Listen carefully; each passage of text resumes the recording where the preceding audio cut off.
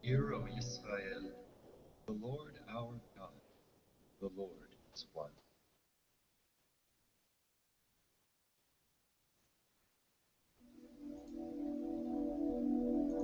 Ok, Shabbat Shalom a todos.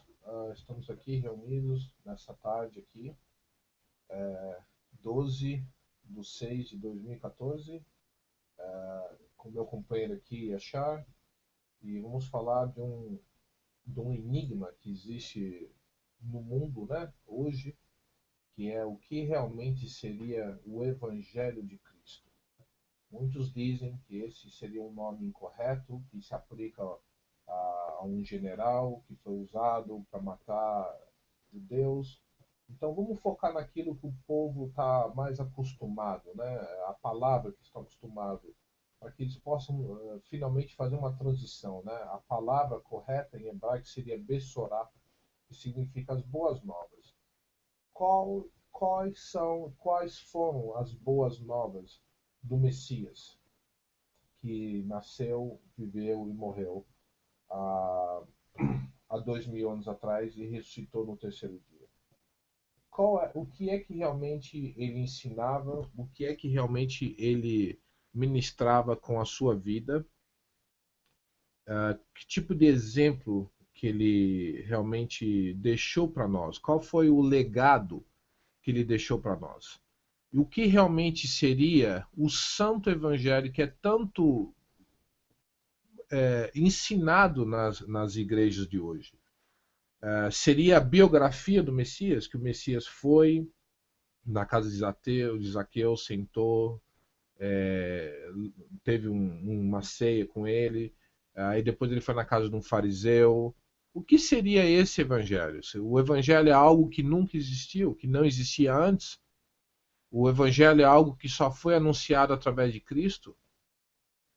O evangelho é alguma novidade, uma coisa nova que o Messias trouxe e introduziu para nós? Algo desconhecido para os profetas da época? Será que os profetas conheciam o que era esse evangelho? Vamos estar trabalhando dentro desse contexto hoje, nada mais do que isso, e tentar descobrir o que é esse evangelho e se o evangelho do Messias está sendo ensinado, né, nas igrejas. Ou seja, se as boas novas do Messias está sendo anunciado nas igrejas de hoje. Eu vou passar a palavra para o meu amigo Yashar, para ele fazer uma apresentação, se apresentar aqui, cumprimentar a nossa audiência aqui, e vamos estar seguindo adiante sobre esse estudo. Yashar, um abraço, Shabbat Shalom, como é que tá as coisas? Shabbat Shalom, Vilmoshe, e Shabbat Shalom a todos que nos escutam através dessa gravação. Sejam bem-vindos em nome do nosso Pai, em nome do nosso Messias Yeshua. E realmente hoje nós vamos tratar de um assunto muito difundido em quase todo o universo, em quase todo o mundo. Muita gente tem uma versão do Evangelho, do que é o Evangelho. Então hoje nós vamos trabalhar esse tema em cima das palavras que o apóstolo Paulo, que para muitos é o teólogo que difundiu assim o Evangelho de uma maneira esplendosa. E ele mesmo disse que ele se maravilhava daquele que vos chamou da graça do Messias para outro evangelho. Ou seja, porque o apóstolo Paulo ele menciona isso aos Gálatas, que eles estavam malhados e que tão depressa os Gálatas que foram chamados pela graça do Messias para outro evangelho, e disse, e no qual não é outro, mas que alguns vos inquietam e querem transtornar o evangelho do Messias. Ou seja, já havia na época do apóstolo Paulo a ideia de que existia outro evangelho, porém Paulo disse que esses só queriam transtornar. Então nós vamos entender um contexto do tema do evangelho, porque a palavra evangelho em grego ela se confunde com a palavra evangelion, que é uma palavra composta que vem do verbo iou, que significa bom, e do verbo angelos, que se traduz se angelos para anjo, porém que a palavra anjo significa simplesmente mensageiro. Então o evangelho, o significado mais simples da palavra evangelho, é como o nosso irmão Bill e amigo já falou, é boa mensagem, é as boas novas. Então, nós vamos tratar de entender a mensagem central do apóstolo Paulo e dos textos que vamos citar aqui dos profetas, porque nós vamos saber se realmente, porque se nós pegamos um vaso de leite e colocamos um pouco de água, será que esse leite, ele segue sendo um leite puro, ou ele já perdeu suas propriedades? Então, ele já perdeu suas propriedades, então o que é evangelho? O que é o evangelho? Então, vamos saber hoje várias passagens, dentro de um tempo que fique bom para que as pessoas não se cansem de escutar, que fala do tema do evangelho. Para quê? Para que nós chegamos à conclusão do que realmente é o evangelho bíblico. Ok, Bill?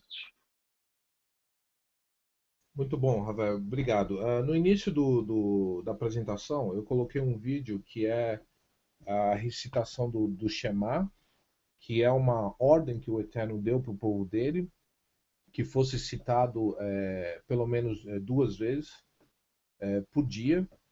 E eu quero só falar um pouco disso aqui para a gente poder ver que algo já foi estabelecido antes, através da Torá, e que será que o Evangelho de Cristo, as boas novas de Cristo, a Bessorá de Cristo, do Mashiach, se opõe a algo que já foi estabelecido antes? Então vamos dar uma olhada aqui. Ó. No Deuteronômio 4, 6, de 4 a 9, diz assim: Ouça, ó Israel, o Senhor, o nosso Elohim, é o único Senhor. Ame o Senhor, o seu Elohim, de todo o seu coração, de toda a sua alma, de todas as suas forças. Que todas essas palavras que hoje lhe ordeno estejam em seu coração. Ensine-as com persistência aos seus filhos. Converse sobre eles quando estiver sentado em casa, quando estiver andando pelo caminho, quando se deitar e quando se levantar. Amarre-as como um sinal nos braços e prenda-as na testa. Escreva-as nos batentes das portas da sua casa e de seus portões. Só aqui já dá um tremendo estudo que a gente podia, numa outra oportunidade, destrinchar todo esse texto aqui. Ó. Só que tem vários mandamentos que o judaísmo tem uma visão, nós temos uma outra visão, não que a nossa visão seja contrária, né? O judaísmo nos ajuda a entender realmente o que o Criador está falando aqui nesse texto aqui. Então veja bem, ó, olha o que ele fala aqui, que todas essas palavras, mas todas as palavras não é só o de Deuteronômio, mas sim a Torá, que ensine aos seus filhos, converse com eles, né? Depois fala que amarres como um sinal na testa. Lembra lá que no livro de Apocalipse fala de um sinal na testa e um sinal na mão, e aqui também tem um sinal também. Ou seja, a Torá amarrada no teu braço e na tua testa é um sinal também. Então, vamos voltar. Qual seria essas boas novas que o Messias estava anunciando? Eu vou ler aqui Mateus 4, 23, para nós tentarmos entendermos o que é que estava acontecendo. Vamos pegar nessa versão aqui, ó, da Almeida Revista e Corrigida, né? No 23. E percorria Yeshua toda a Galiléia, ensinando nas suas sinagogas e pregando o evangelho do reino e curando todas as enfermidades e moléstias entre os povos. Ó, na sua sinagoga não é a sinagoga do Messias, tá? Na sinagoga da Galiléia, só para, né? Ele não estava abrindo sinagoga, igreja, nada disso, tá? Só para ficar bem claro. Vamos ver essa outra tradução aqui. Yeshua foi por toda a Galiléia ensinando nas sinagogas deles, pregando as boas novas do reino e curando todas as enfermidades do povo. Ou seja, como é que ele podia estar ensinando essas boas novas, sendo que não tinha o livro de Romanos, Tiago, o livro de Apocalipse, o próprio Mateus 5, 6, 7, 8, 9, 10 não estava pronto. Lembrando que, conforme o Messias estava andando, não tinha ninguém atrás dele já escrevendo o que a igreja hoje chama de evangelho. Que a igreja chama de evangelho, que seriam os 4 primeiros livros do Novo Testamento, né? Que seria João, Mateus, Marcos e Lucas. Para eles é ensinado que aquilo é o evangelho. Não, aquilo não é o evangelho. Faz parte das boas novas, porém aquilo é a biografia do Messias. E não que não seja válido, não que não tenha ensinos para nós, não é isso a minha posição. Porém, você ensinar a biografia dele é uma coisa, e você ensinar o que ele ensinou é outra coisa completamente diferente. E o que eu tenho visto nas igrejas por mais de 500 anos, desde a Reforma, o que tem ensinado e focado é a pessoa do Messias versus o que o Messias ensinou. Então é isso que nós vamos estar combatendo no sentido de um despertar, porque nós estamos em processo de restauração, não é reforma. Reforma já era, já passou a reforma. Agora nós temos que restaurar, nós temos que voltar para trás. Lá, eu falo voltar para trás, é voltar lá em Atos 2 e começar tudo de novo. Porque avançamos tanto, passamos por uma reforma, passamos por vários concílios de Trento, de Nicéia e mais isso, e o catolicismo e o sistema evangélico e toda essa loucura aí, e olha o que deu: 30 mil denominações, cada uma falando uma coisa, cristão querendo fazer proselitismo dentro da igreja de outro cristão, querendo trazer cada um para dentro da sua denominação. Então vamos tentar estabelecer aqui, de uma vez por todas, o que é essas boas novas. Então eu vou aqui, vamos estabelecer primeiro, Yashar, eu quero que você me fale, para os profetas, nós vamos invocar o profeta Isaías e vamos ver o que era para ele, se já existia um fundamento, algo que já estava pré-estabelecido. Então vamos aqui, ó, vamos para Isaías 48, vamos ler um pouco disso aqui, depois vamos passar para Salmos e depois vamos ver o que era o Evangelho segundo Pedro, segundo o autor do livro de Hebreus, e logo em seguida para Paulo, né? Que o Paulo é o homem mais invocado, né, dentro do cristianismo. O que era o evangelho para ele? Qual é a percepção do evangelho para ele? E qual é a consequência da desobediência do evangelho? Então nós vamos invocar Romanos e o livro de Coríntios. Então começamos lá em Deuteronômio, onde está sido estabelecido um mandamento que essas palavras deviam estar instalada no nosso coração, diante dos nossos olhos e na nossa mão. Então vamos ver. Tá dando para ver aí, né, Chá, a apresentação do livro aí, né, Isaías 48. Eu vou ler aqui e vou deixar você falar um pouco. Ó, Isaías 48 diz assim: a erva seca, as flores murcham, contudo a palavra do Eterno, nosso Elohim, permanece para sempre. Dá uma dá uma dá uma ilustração para nós aí. O que significa esse para sempre? Que essa palavra permanece para sempre, por favor. Parece que o Achar teve algum problema técnico aí e parece que caiu. Vamos dando continuação aqui. Ou seja, como vocês mesmos podem ver, para sempre significa para sempre. Não tem outro significado, né? Que é algo eterno. Ou seja, o sábado, Levíticos 11, que é as leis dietéticas, é para sempre. E Achar, tá tudo bem? Eu vou passar para você então. Ele voltou aqui, teve alguma falha técnica, mas ele já se reinstalou de novo. E Achar, comenta para nós aqui um pouco de Isaías 48 e depois vamos movimentar para Salmos 89, por favor.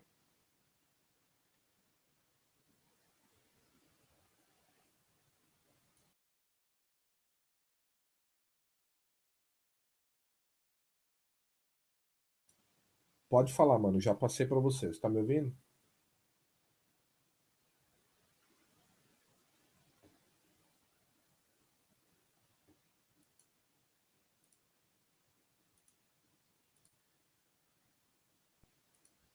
Não, não estou te ouvindo. Você está falando, nós não estamos te ouvindo.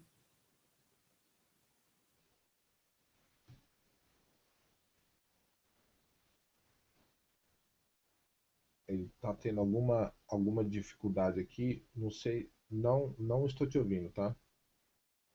Bom, vamos seguindo aqui. Salmos 89, 34. Não anularei o meu acordo com eles, nem retirarei uma só palavra do que saiu dos meus lábios. Veja bem, o salmista aqui não está se referindo a ele, né? Ele está se referindo ao que já foi pré-estabelecido antes. Então vamos voltar aqui, ó. Isaías 48, né?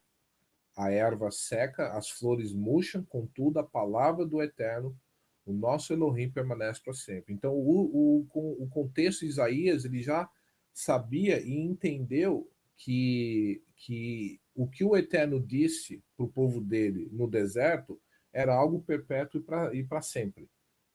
E achar a hora que você tiver, você está livre para falar, só me dá um toque, porque eu não estou te ouvindo, tá?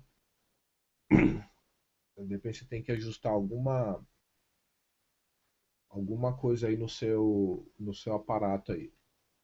Então vamos movimentando aqui enquanto ele se conserta aí, né?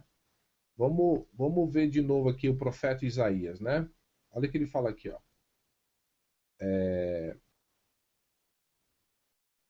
Pegando aqui no 5, né?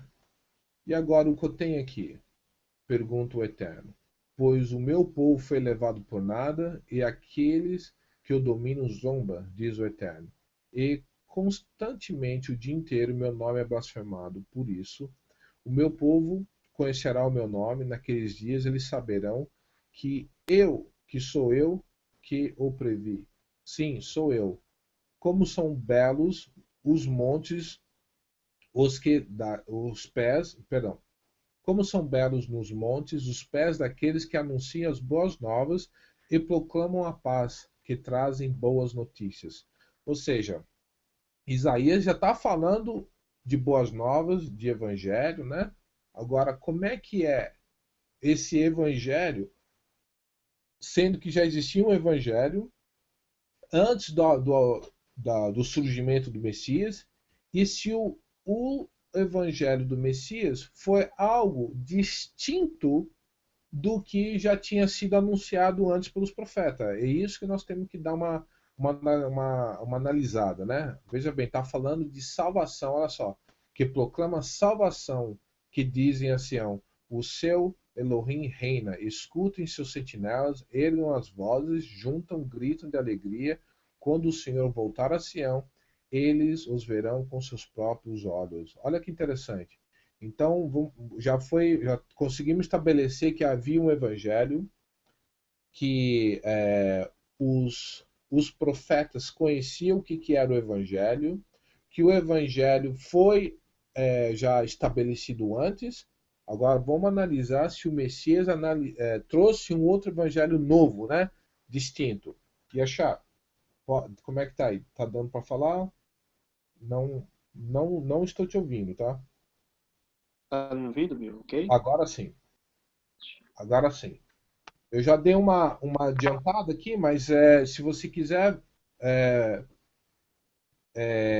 vamos fazer o seguinte: vamos para 1 Pedro, vamos falar um pouco Vamos qual lá. é a visão de Pedro sobre o Evangelho e vamos voltar, vamos fazer a conexão entre Pedro e Isaías 48, por favor.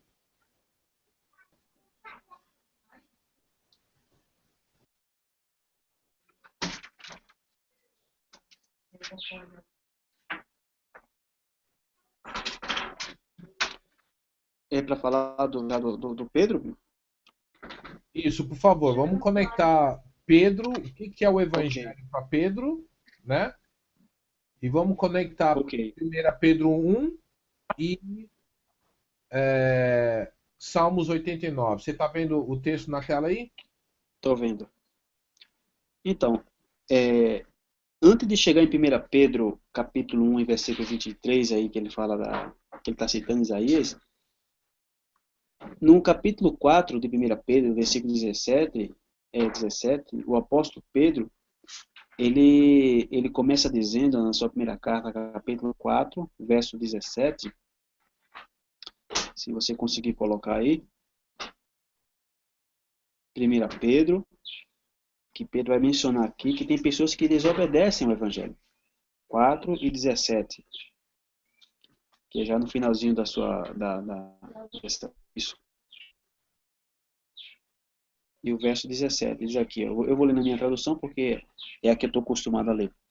Mas vocês que estão vendo aí pelo vídeo vão entender do que o significado é o mesmo. Ele diz assim, porque já é tempo que começa o julgamento pela casa de Deus, e se primeiro começa por nós, ou seja, por nós, Pedro está se referindo aqui aos que creem, aos judeus, àqueles que creem no Messias, e disse, e qual será o fim daqueles que são desobedientes ao Evangelho de Deus?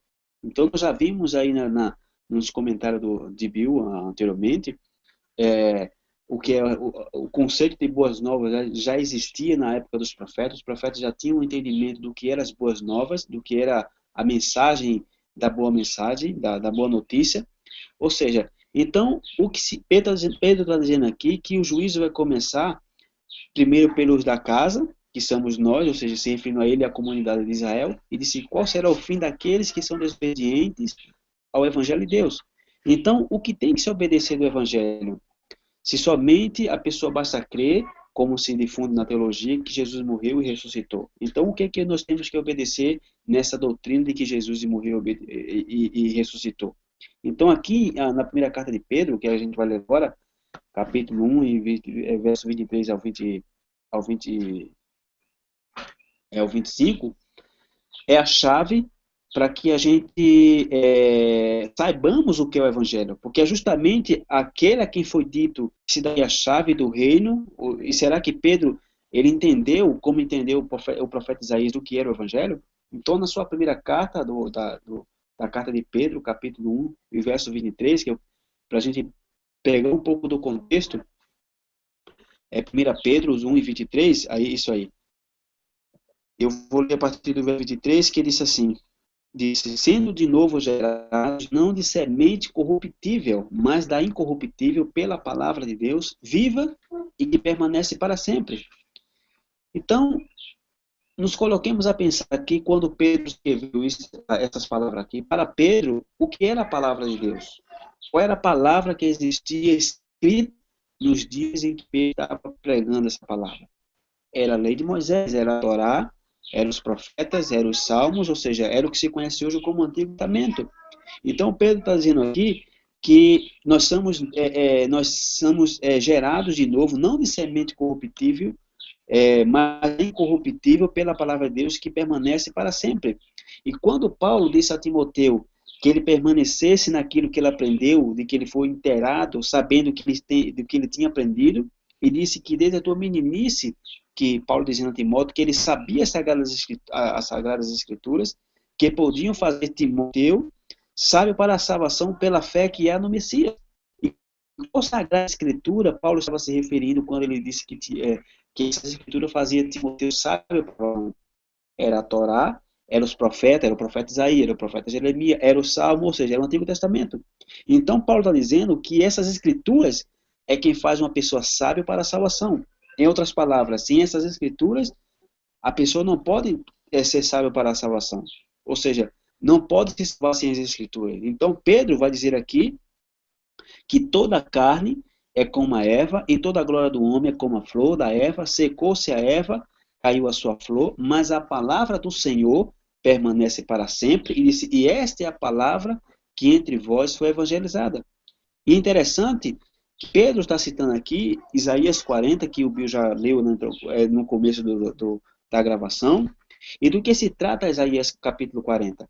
Isaías capítulo 40 é como se for, Isaías, para um contexto de Isaías, Isaías é como se fosse a Bíblia resumida. Isaías tem todos os livros da Bíblia em número de capítulos. E o capítulo 40 de Isaías é como se fosse o Evangelho de Mateus.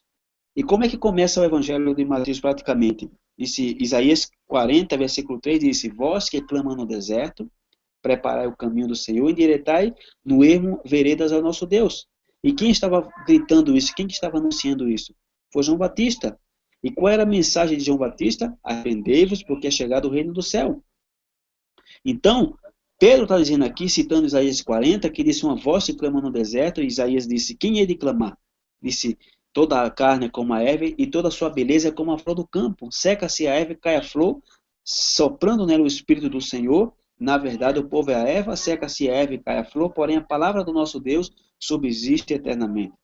E do que se está falando aqui Isaías, no capítulo 40? Isaías está falando do povo da tribo de Judá, que haviam se separado da lei de Moisés, da Torá, do que se chama da lei de Moisés, dos mandamentos, estavam crendo no quê? No monte de tradições humanas, de tradições de dogmas e doutrinas de homens. E o que Isaías está dizendo aqui é regressem, voltem à Torá e façam techuvá, ou seja, arrependam-se. Por quê? Porque a glória do homem, a sabedoria do homem é como a erva do campo. Então, ela murcha, ela se acaba, porém a palavra do nosso Deus permanece para sempre. Ou seja, a religião dos homens, as tradições humanas são mudáveis, não são duradouras, porém a palavra do Eterno permanece para sempre. E 1 Pedro 1,25 diz, mas a palavra do Senhor permanece para sempre. E esta é a palavra que entre vós foi evangelizada. Então, qual é esta palavra do Senhor que Pedro está se referindo aqui? Dizendo que essa palavra permanece para sempre, e essa é a palavra que entre vós foi evangelizada. Então, qual é essa palavra que Pedro está dando aqui? É o Antigo Testamento. Porque olha o que Pedro está dizendo no final do versículo 25 aqui. Diz, e esta é a palavra que entre vós foi evangelizada. Então, o que é que o evangelho tem que anunciar? O que é que o evangelho anuncia? O evangelho anuncia justamente o que Isaías 40 estava anunciando. Ou seja, o que é que Isaías estava anunciando ao povo de Judá? Os mandamentos do Eterno. Ou seja, não era o povo de Judá seguir os mandamentos dos homens. Por isso que Messias certa vez disse que eles invalidavam o mandamento de Deus seguindo as tradições dos homens. Então ele estava para Isaías voltar aos mandamentos que foi dado a Moisés no Monte Sinai. Então, o que é que o evangelho bíblico anuncia? A Torá. Ou seja, o evangelho tem que anunciar isso, porque se o evangelho não anuncia isto, o que é que o evangelho está anunciando? Nada. O evangelho está anunciando, é uma pregação como qualquer outra. Ou seja, não está se anunciando nada, por quê? Porque o evangelho que não contém a mensagem de Moisés, o evangelho que não contém a mensagem do profeta Isaías, a mensagem do profeta Jeremias, a mensagem do profeta Ezequiel e de todos os profetas, é uma mensagem totalmente diluída, é uma mensagem que não alimenta, é uma mensagem que não nutre. Então, realmente, para Pedro, o evangelho, a palavra que permanece para sempre, segundo Pedro, é os profetas, é a lei de Moisés, ou seja, é todo o Antigo Testamento, sem exceção. Então, para Pedro, o evangelho é nada mais nada menos do que a lei que foi dada a Moisés no Monte Sinai para ser transmitida ao povo de Israel. Este era o evangelho para Pedro.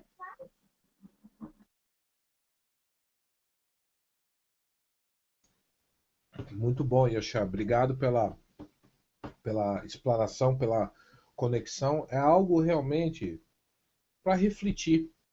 Agora, alguém que está acabando de ver esse seu comentário vai falar, então você está falando para mim que nós devemos seguir a lei de Moisés, mesmo estando debaixo da graça? Qual a tua opinião? Qual a tua resposta para alguém que estiver pensando assim, mas eu aceitei Jesus, levantei a mão, estou dando dízimo, estou debaixo da graça, estou frequentando uma igreja, mas lá o pastor não ensina isso. Qual seria a tua resposta, brother, em relação a uma pergunta dessa? A minha resposta é que a graça sempre existiu, que sempre sempre houve graça. Uma das maneiras pela qual o povo de Israel não foi destruído foi por causa da graça do Eterno para o povo de Israel.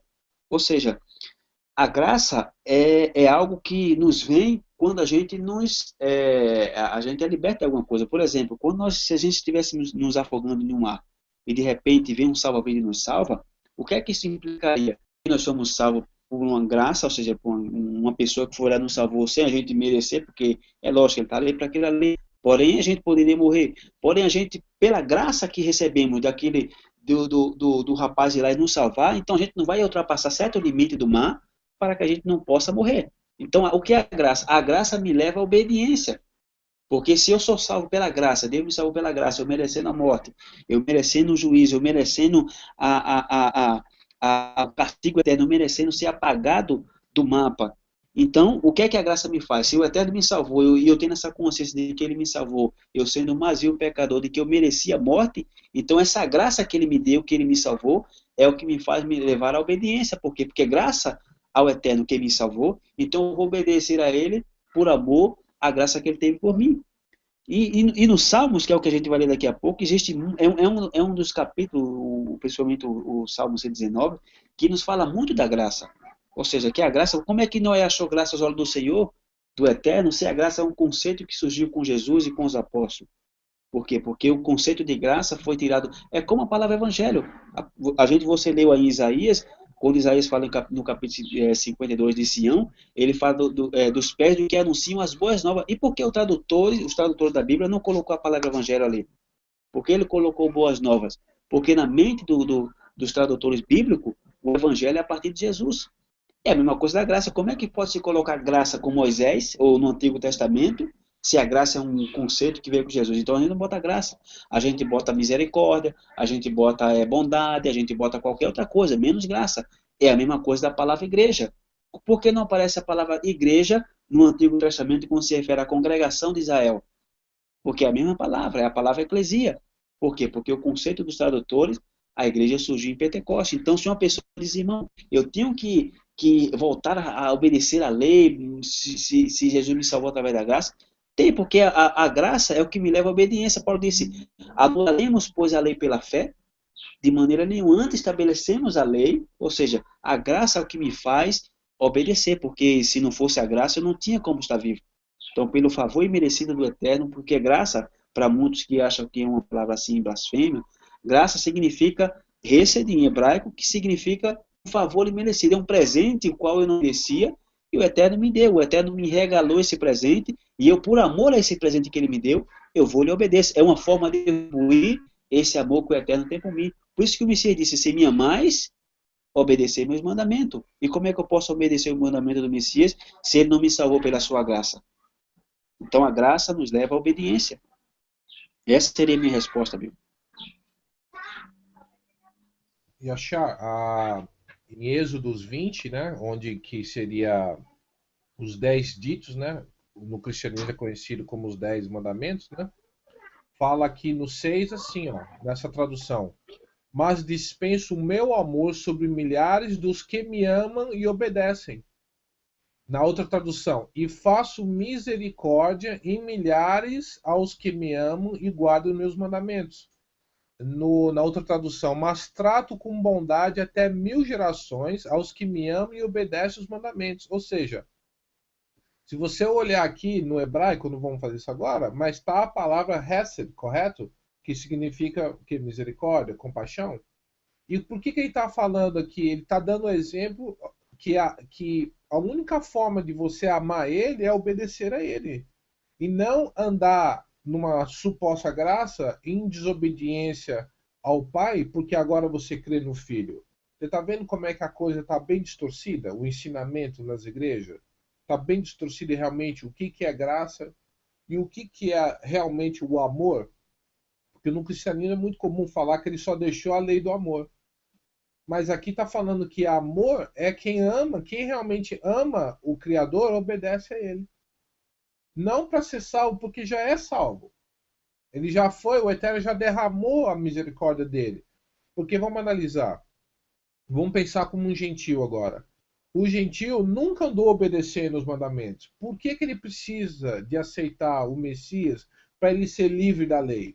Porque a lei maldita e isso, não vamos falar disso agora, mas, né? para a gente estabelecer uma plataforma. O cara não era obediente aos mandamentos. Aí ele precisa aceitar Jesus para ser livre dos mandamentos? Realmente eu não entendo a lógica disso. Por que é ensinado que Jesus veio para libertar o povo da lei? Que a lei era ruim, sendo que a expressão de amor que eu posso dar para o Criador é obedecer os mandamentos dele. E lá em João, eu vou aqui rapidinho, né? Em 1 João 5, ele está concordando com Mateus, Êxodo 26. Olha o que ele fala aqui, ó. Todo aquele que crê que Yeshua é o Messias, é nascido do Eterno, e todo aquele que ama o Pai, ama também o que dele foi gerado. Assim sabemos que amamos os filhos de Deus, amando ao Eterno e obedecendo aos seus mandamentos, porque nisso consiste o amor ao Eterno, em obedecer aos seus mandamentos, e seus mandamentos não são pesados. Então como é que esse jugo da lei que é pesado, sendo que aqui está falando, nós estamos estabelecendo que a Torá, que as instruções do Eterno, que a lei do Eterno é as boas novas? E por que ele está falando que essas boas novas não são pesadas? Que os mandamentos não são pesados? Porque hoje, infelizmente, o que ensinaram nas igrejas é que, e eu não falo isso como um ataque, mas que a verdade tem que ser anunciada, as boas novas têm que ser anunciadas, e infelizmente não estão anunciando. Estão anunciando, de novo, a biografia do Messias. É muito comum você ir numa igreja e você ganhar uma Bíblia aleijada, que só contém o Novo Testamento, às vezes Salmos e Provérbios, mais nada. Ou seja, as boas novas não estão, e não estou falando que o Novo Testamento não contém as boas novas também. É um todo, não é dilacerando, né, a palavra. Bom, vamos para... Eu posso só abrir um parênteses aqui, já que você citou aí desse... Eu queria ler um Salmos, que o Davi, em Salmo 119, verso 145, que Davi disse assim: clamei de todo o meu coração, e disse, escuta-me, ó Eterno, Senhor, e guardarei os teus estatutos e os teus mandamentos. Ou seja, o que é que isso significa? Que se em algum momento da nossa vida a gente estiver atravessando por uma prova difícil, que estamos por exemplo, em um grave perigo, em uma situação de grande angústia, então esta é a hora de fazer um voto diante do Eterno, ou seja, Eterno, me livra, é o que Davi está dizendo aqui, me livra-me, eu te prometo que agora sim eu vou te obedecer.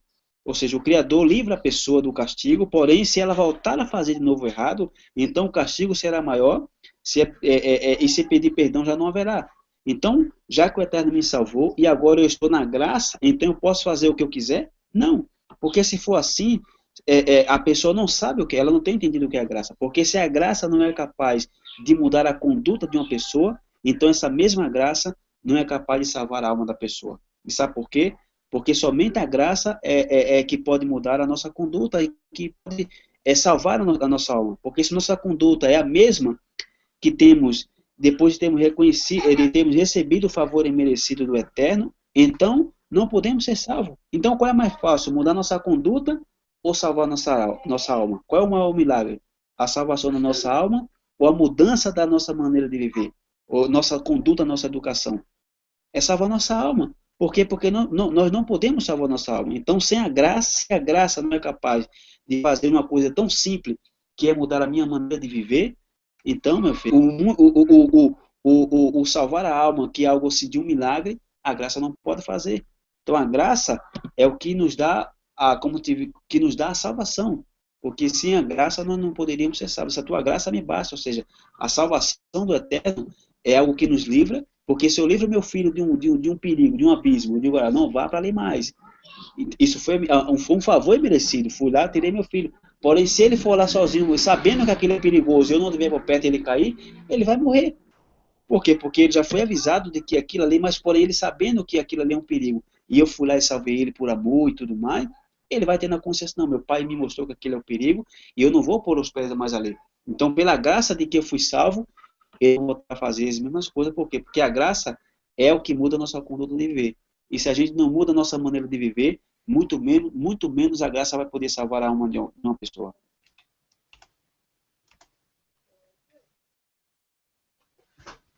Ou seja, ser salvo para desobedecer às instruções do Eterno, isso aí não tem nenhum pingo de lógica, né?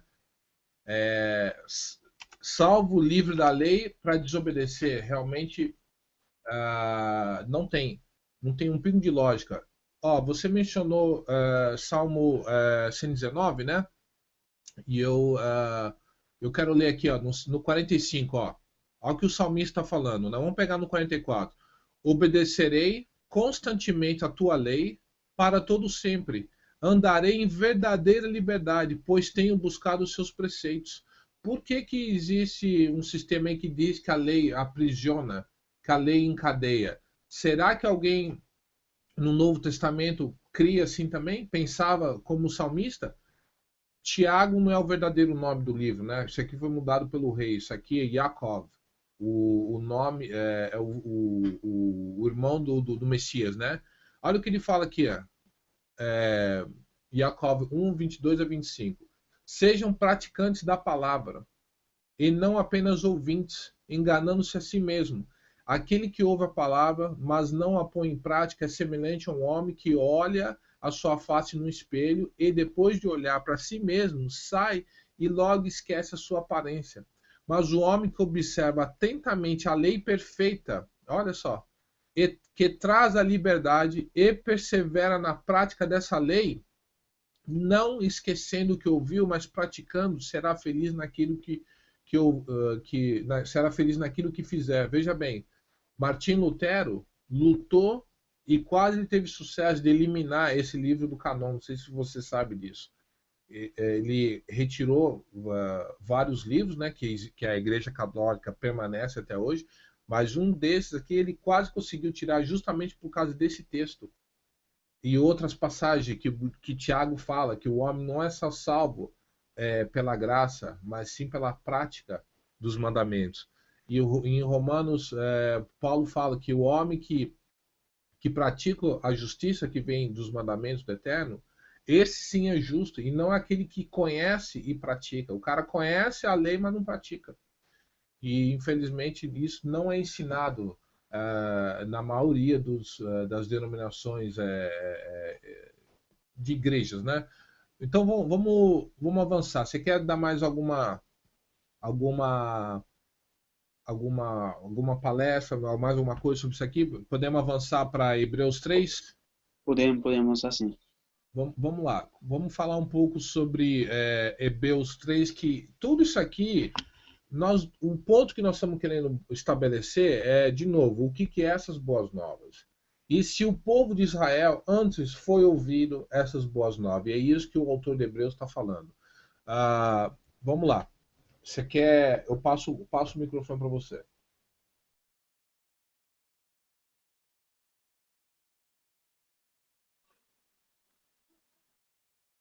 Estamos aqui em Hebreus 3. Para falar um pouco agora sobre Isso, porque existe um alerta, né, em Hebreus 3 sobre a incredulidade, né? O que é realmente ser um incrédulo, segundo Hebreus 3, correto?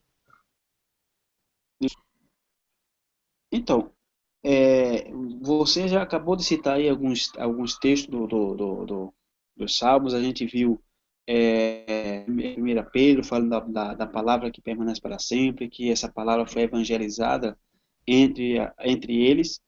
E o salmista, ele sempre enfatizando a lei nesse Salmo 119, ele disse que lâmpada para os meus pés é a tua palavra e luz para o meu caminho. Diz como purificará o jovem o seu caminho, se observando conforme a tua palavra. Diz, escondi a minha palavra no teu coração para não pecar contra ti. E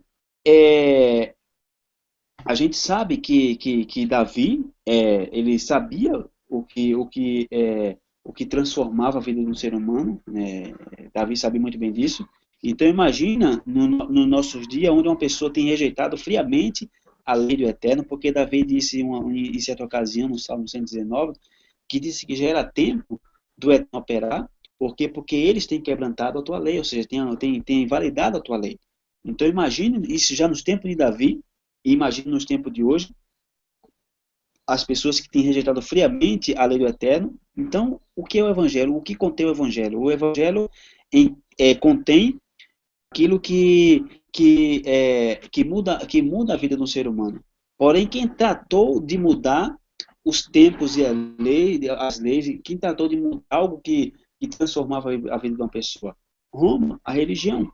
E aqui no capítulo 3 de Hebreus, principalmente no verso 16, que é onde ele começa a tocar no tema aí do Evangelho, ele disse aqui no verso 16 aqui, outra tradução aqui de Bíblia, diz assim: e quem foram os que ouviram e se rebelaram? Não foram todos os que Moisés tirou do Egito? Contra quem Deus esteve irado durante 40 anos? Não foi contra aqueles que pecaram, cujos corpos caíram no deserto? Ou seja, a história do povo de Israel é a história de ter saído do Egito, é a história de todos nós, ou seja, é a história de que um dia vamos experimentar esse chamado de sair também, não só do Egito, mas sim de todas as nações, de todas as religiões, de sair da fé entre as nações e voltar à fé do único eterno verdadeiro, do Deus de Abraão, de Isaac e Jacó. Então aqui em Hebreus 16, 3, 16 e 17, está dizendo, ok, todos vocês saíram do Egito, porém todos que saíram do Egito, será que eles entraram na terra prometida? É lógico que não. Em certa ocasião o Messias disse que muitos são chamados e poucos escolhidos. Porém, quem são esses que não entraram na terra prometida? Então, diz o verso 18, meu. Diz aqui: e a quem jurou que nunca haveria de entrar no seu descanso, não foi aqueles que foram desobedientes? Vemos que assim que por causa da incredulidade não puderam entrar. Ou seja, aqui o escritor aos Hebreus está dizendo que eles foram desobedientes. Então, a quem o Eterno jurou que não entraria na terra prometida? Então, disse, porém, ou seja, ao que eles desobedeceram para não entrar na terra prometida? Então, disse o verso 19. Disse aqui o verso 19. Está achando aí, Bill? Eu não estou vendo na tela. Hebreus 3,19. Sim, está na tela. Eu vou ler aqui. Vemos assim que por causa da incredulidade não puderam entrar. Isso. Incrédulos.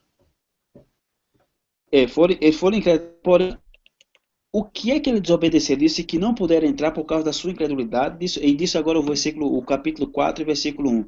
Que já acabou o 3. Passa para o capítulo 4 e para o versículo 1. Hebreus 4 e 1. Que vai explicar o que foi que ele desobedeceu, o que foi que esse povo desobedeceu, que disse, visto que nos foi deixada a promessa de entrar no descanso de Deus, que nenhum de vocês pense que falhou, pois as boas novas que foram pregadas também a nós, ou seja, o escritor aos Hebreus se referindo aqui a essa comunidade, disse também a nós, tanto quanto a eles, mas a mensagem que eles ouviram de nada lhe valeu, pois não foi acompanhada da fé por aqueles que a ouviram. Ou seja, veja que interessante, mais uma vez aqui, como apareceu ali no Isaías, logo no começo que você citou, que disse, conformou seus pés, o que anuncia boas novas.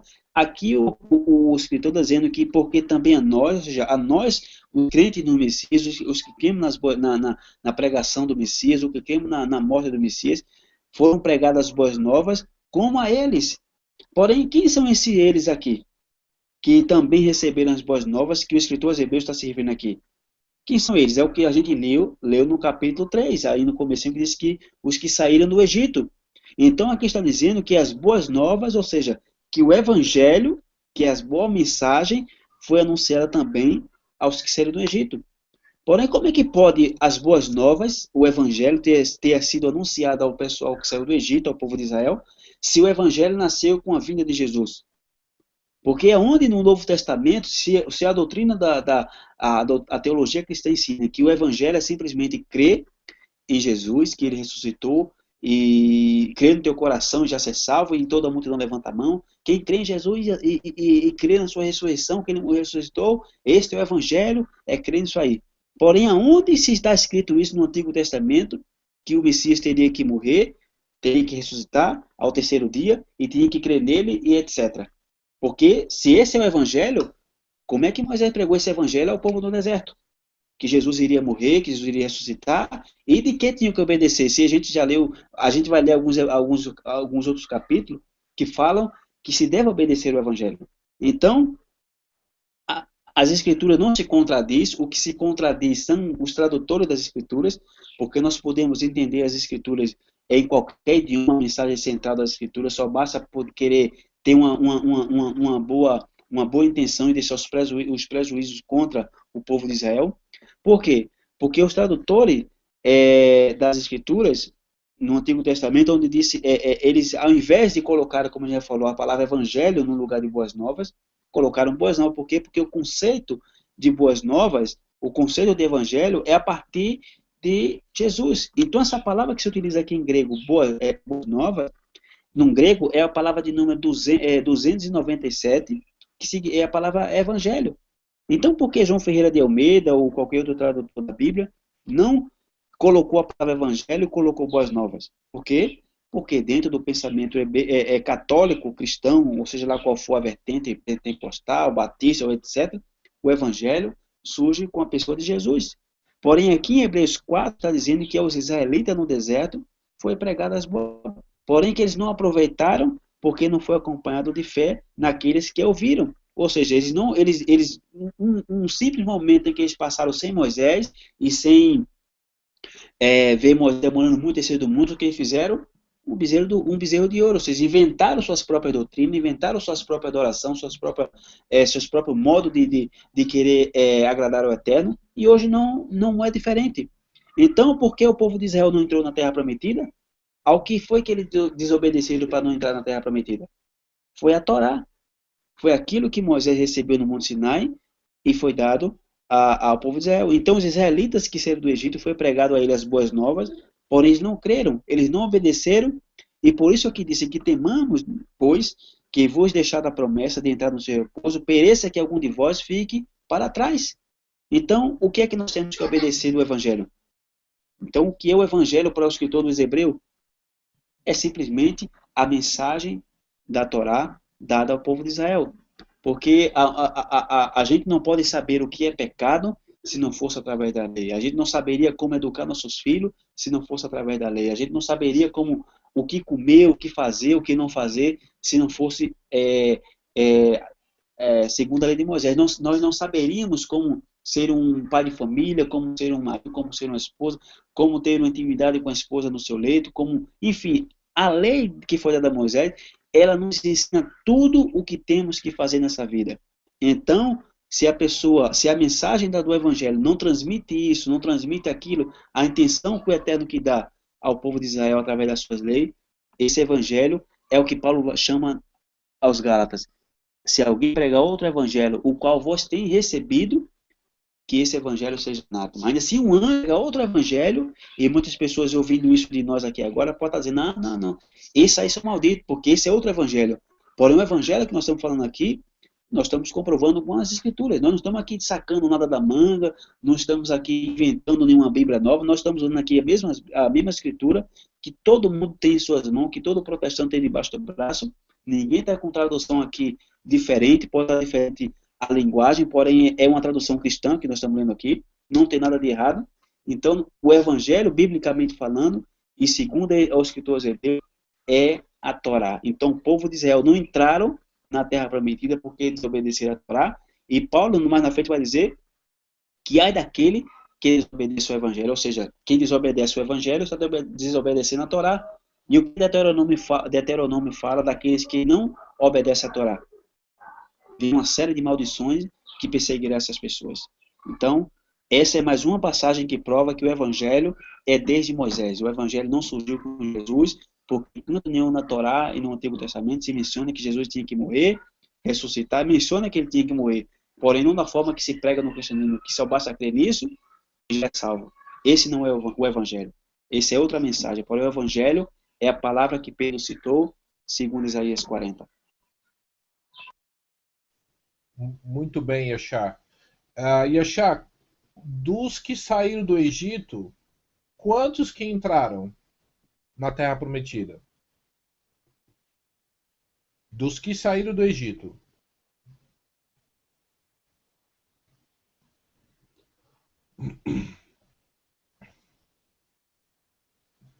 Dos que saíram do Egito, quantos que entraram na Terra Prometida?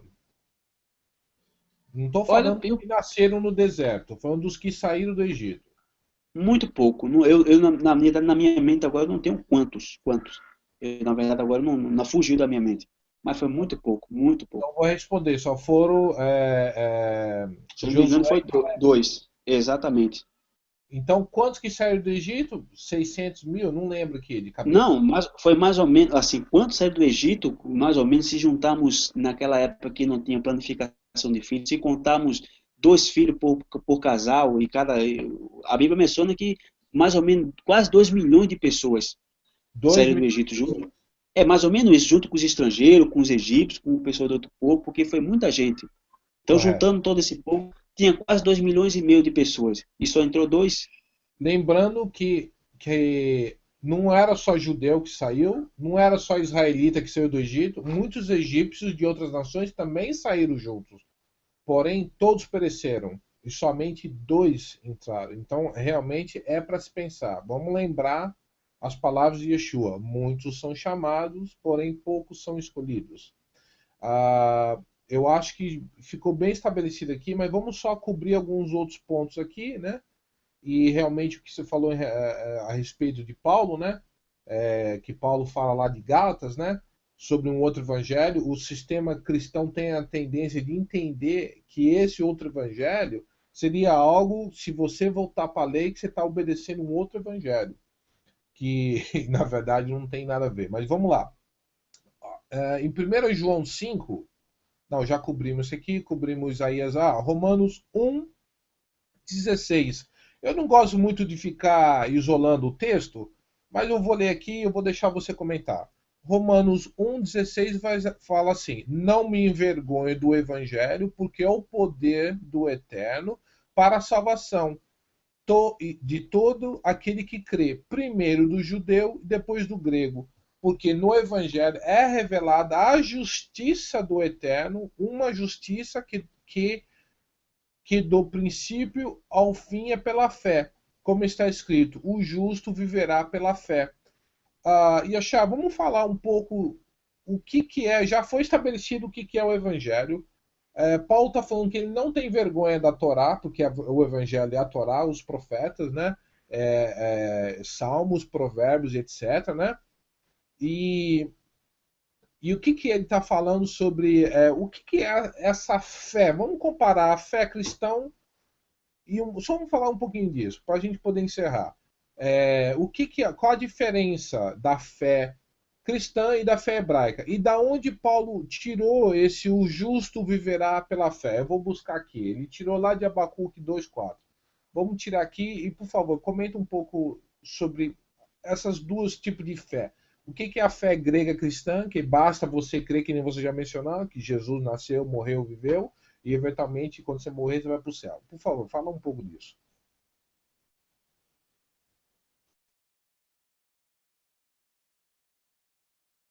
Olha, Bill, realmente a palavra fé, ela é difundida assim de uma maneira um pouco meio ambígua, meio assim sem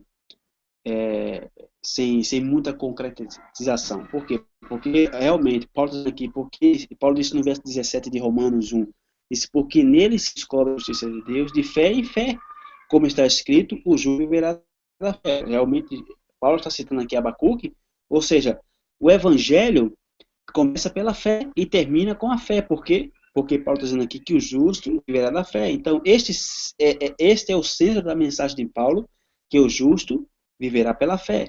Então, em que contexto o profeta Abacuque escreveu isto? Por que Abacuque escreveu isto? Por que Abacuque disse que o justo viverá pela fé?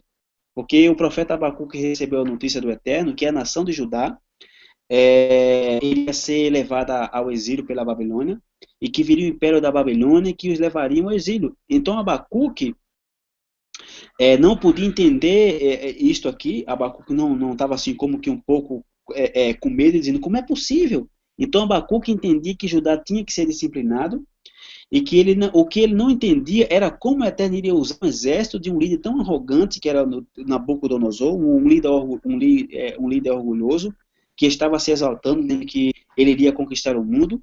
Então Abacuque dizia, bom, nós somos pecadores, Eterno, nós sabemos disso, porém, Eterno, como é que o Senhor vai usar uma pessoa tão arrogante, tão orgulhosa, para nos disciplinar? Então, esse era o que o Abacuque não entendia. Então, aí o Eterno disse a Abacuque, o orgulhoso, aquele que não é reto de coração, ele vai se exaltar, ele vai se encher de orgulho, porém, Abacuque, o justo viverá pela fé. Quer dizer, o homem vai tratar de fazer as coisas pelas suas forças, pela sua intenção, deixa ele lá, tudo bem, porém o justo viverá pela fé, ou seja, o justo vai permanecer, vai viver pela sua fé, porém, vamos explicar um pouquinho, vamos definir o que é fé, porque um dos conceitos assim, mais importantes e mais acerca da Bíblia, porém que ao mesmo tempo, apesar de ser um conceito que seja mais importante nas Escrituras, e ao mesmo tempo é um conceito mais ambíguo que se tem transmitido, é o conceito da fé. Por quê? Porque a fé tem sido transmitida pela religião de uma maneira tão ambígua que se tem perdido a essência do seu significado. Então, para aprender em sua maneira assim essencial o que é a fé, porque esse é um dos conceitos-chave para entender a carta aos Romanos, entender as palavras de Paulo, porque a palavra fé, ela estava assim, muito importante para de Paulo, para que se entendesse isso das boas novas do Evangelho. Porque a palavra fé se utiliza tão assim às pressas na religião, que atualmente chega a um ponto de dizer, bom, o que importa é a gente ter fé, não importa se tem que guardar a Torá, se tem que guardar a lei, se pode comer carne de porco, se não pode, se pode comer pular carnaval, o que importa é que tenhamos fé. Porém, cada religião tem sua fé, tem sua própria fé. Os budistas têm sua fé, os católicos têm sua fé, os evangélicos têm sua fé, os judeus têm sua fé, cada uma pessoa tem sua fé, e cada um vai ser salvo de acordo com a sua fé, segundo a interpretação de muitos. Então, para saber como isso sim concorda com a Bíblia, porque de acordo com a Bíblia, o que é a fé? E que consiste a fé? Porque a palavra fé em hebraico é a palavra emuná, que literalmente significa fidelidade. Porque da palavra emuná se deriva a palavra amém. Então, cada vez que uma pessoa está dizendo amém, a gente está dizendo em um sentido expressando esta mesma palavra em hebreu, ou seja, porque a palavra amém em hebraico, ela é a letra Aleph, a letra amém e a letra Nun. Ou seja, essa é a palavra amém. Então, em hebraico, as letras é muito importante conhecer as letras em hebraico, porque cada letra em hebraico é importante, porque em hebreu as letras, elas formam raízes de palavras. Então, quando a pessoa conhece a raiz de uma palavra, e não importa que palavra seja, toda palavra em hebraico tem uma raiz que nos dá a chave do significado. Então, essa raiz que nos dá toda a chave do significado, a palavra amém são de 3 letras. Então, se a gente tem o significado dessas 3 letras, então já sabemos, em essência, o que significa tal palavra. E no hebraico antigo, para resumir, que se escreveu a Bíblia, a Torá, as palavras constavam de 2 letras, de 2 letras raiz, ou seja, nos tempos antigos, dava o significado com 2 letras de uma palavra. Então, essas 2 palavras, emuná, vem e depois a palavra amém. A palavra em hebraico, a definição no hebraico significa fidelidade, significa verdadeiro, significa assim seja. Então, de maneira que a pessoa dizendo amém, o que ela está declarando é fiel e verdadeiro. Porém, fidelidade, onde a palavra fidelidade se entende ainda é um pouco assim mais abstrato, ou seja, se eu digo assim, a fé pois sou abstrato, ou seja, fidelidade já não é tão abstrato, porque fé realmente, a fé é qualquer coisa que tem fé. Eu tenho fé nesse pau aqui, eu tenho fé que um dia o Flamengo vai ganhar um campeonato carioca esse ano, eu tenho fé que o Palmeiras não vai ser rebaixado. Isso é uma fé, sou um pouco abstrato. Porém, quando eu digo fidelidade, já não é tão abstrato, já nos faz entender um pouquinho melhor o significado. E em nenhum momento, ou seja, em algum momento se faz declarações de amém e se coloca ao povo de Israel, depois que eles fizessem uma declaração, disse que todo o povo aí no Monte Gerizim tinha que dizer uma declaração. Ao terminar essa declaração, eles tinham que dizer amém. E em Deuteronômio, capítulo 27 e versículo 26, Moisés disse assim ao povo de Israel: maldito aquele que não confirmar as palavras desta lei, não as cumprindo, e todo o povo dirá o quê? Amém.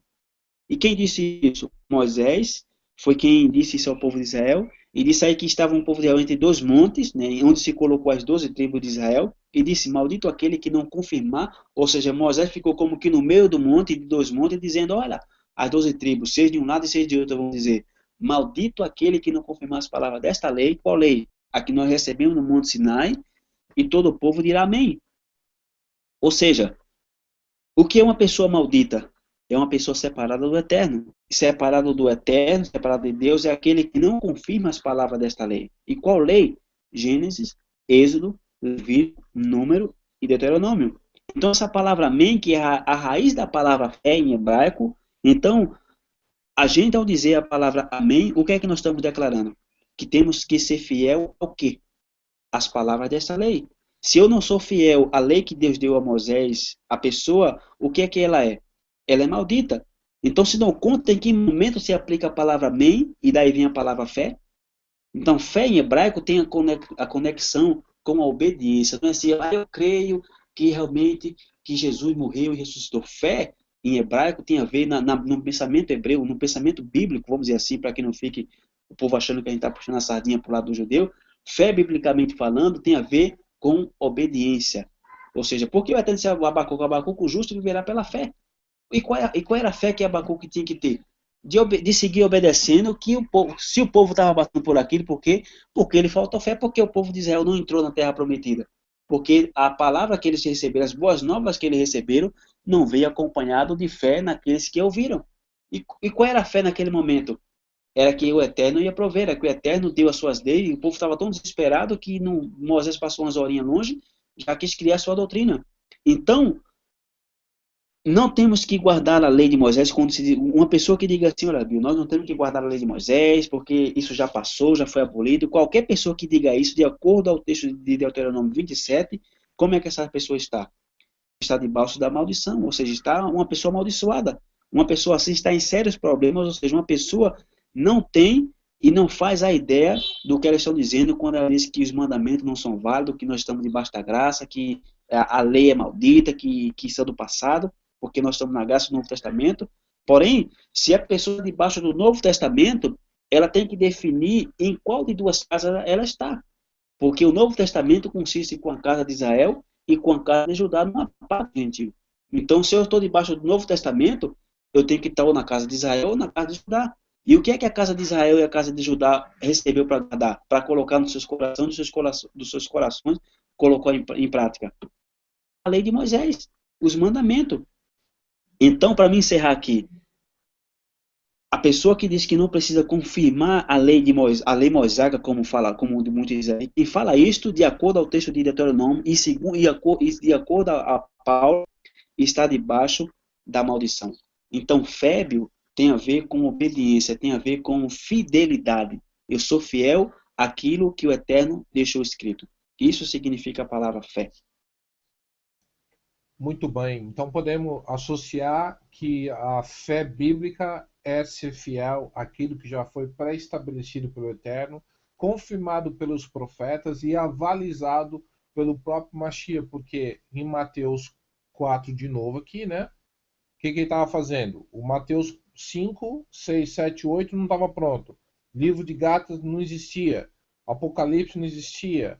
As cartas de Paulo não existiam, porém o próprio Mashiach já estava anunciando as boas novas, que era a própria Torá, na área da Galileia, e estava curando todas as enfermidades e doenças entre o povo. Por quê? Porque o povo tinha abandonado já as boas novas. A posição de Israel no primeiro século estava subjugada sobre o Império Romano, e podemos dizer que hoje, de novo, o evangelho continua na mão dos romanos, continua subjugado, foi pervertido pela religião.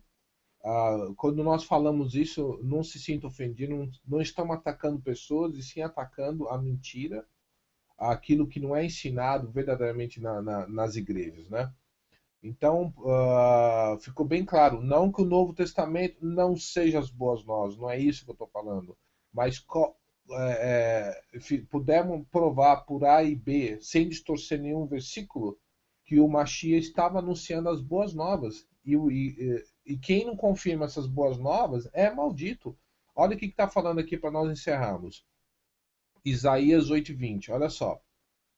nessa tradução, consultem a palavra do Eterno, olha lá, e o testemunho que vos dei selado. Se o que dizem esses bruxos é diferente da mensagem de Deus, do Eterno, é porque o Eterno nunca os enviou, pois que neles não há luz da revelação e da verdade.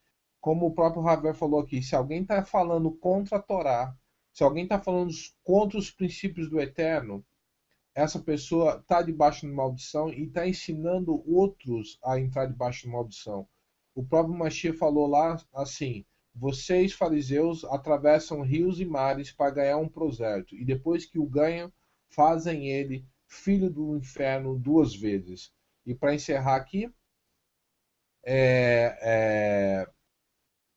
em João 45, perdão, João 8,45, diz assim: finalmente os guardas do templo voltaram aos chefes do sacerdote e aos fariseus, os quais lhe perguntaram: por que vocês não o trouxeram?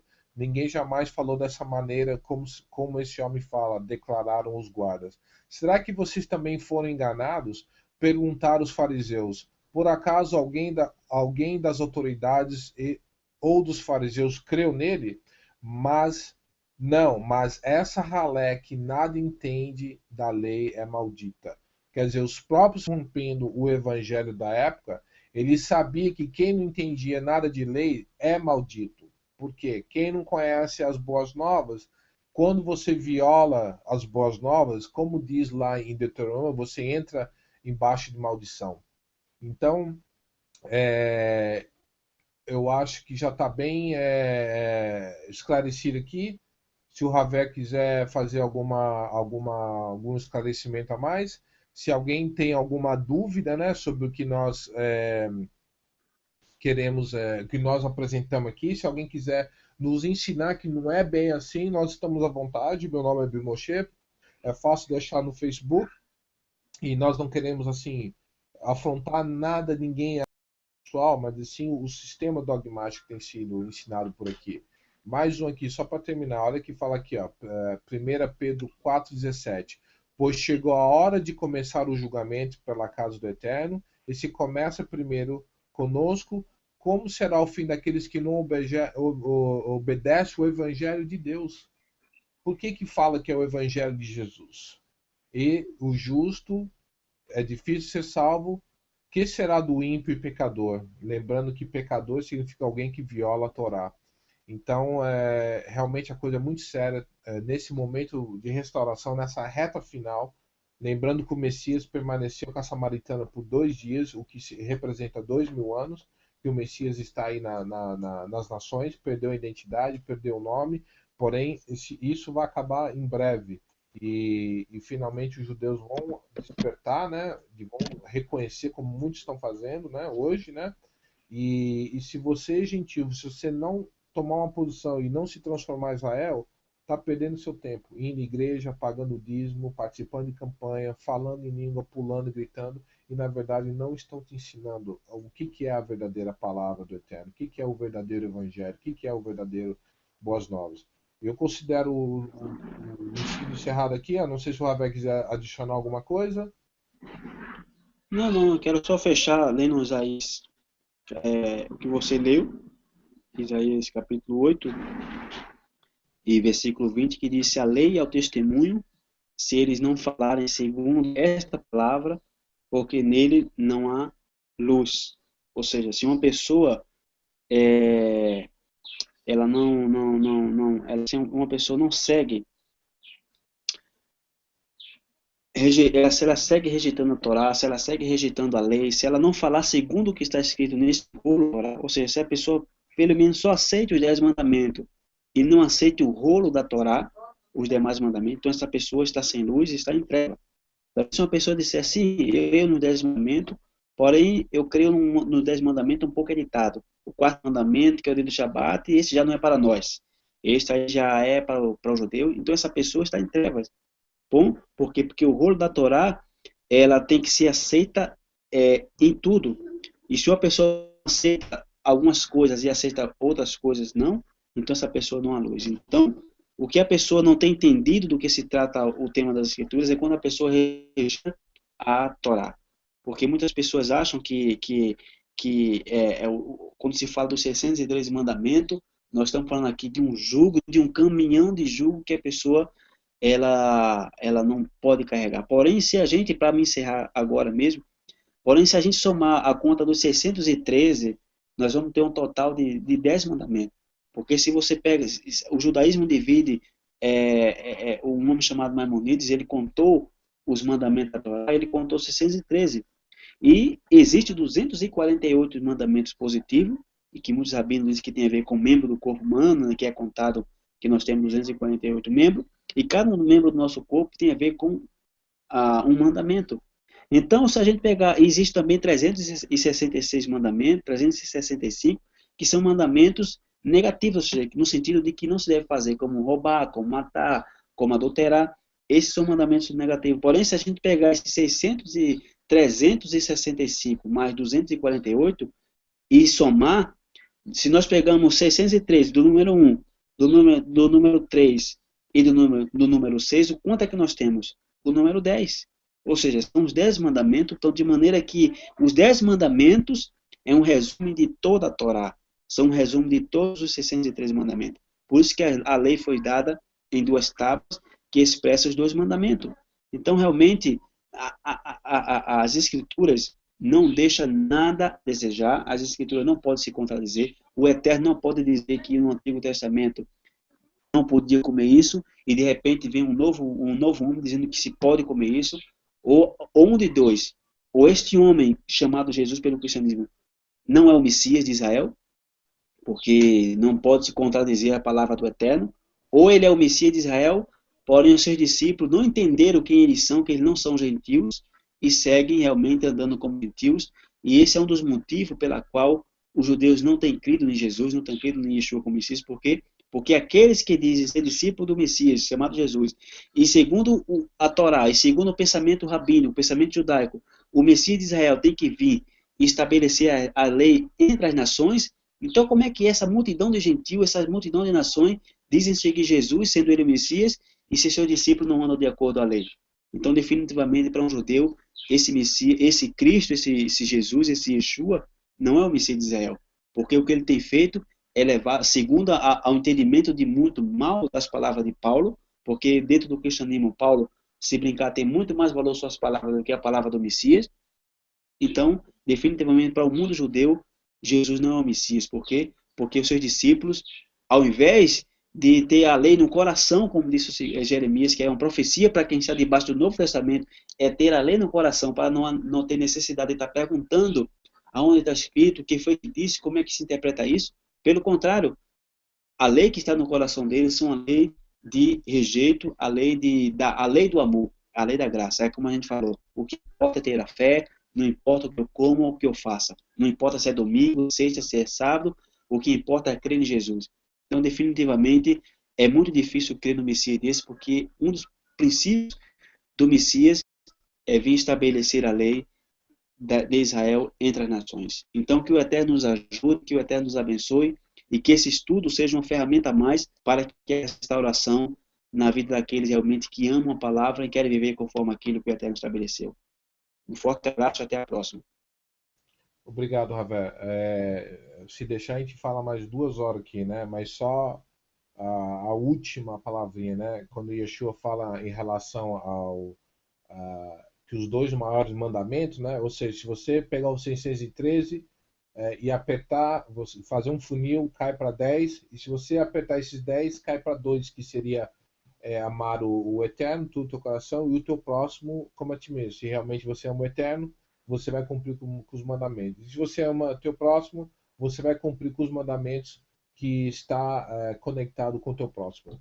Tá bom, então, muito obrigado. Desculpa se ofendemos alguém e espero que as pessoas que estejam ouvindo isso possam realmente haver um despertar e possam realmente se questionar, né? Em relação do que tem sido ensinado, o que é que tem sido a tua fidelidade, né? O que é que tem sido a sua fé nesses últimos anos. Tá bom, então, obrigado a todos, um shalom, até mais.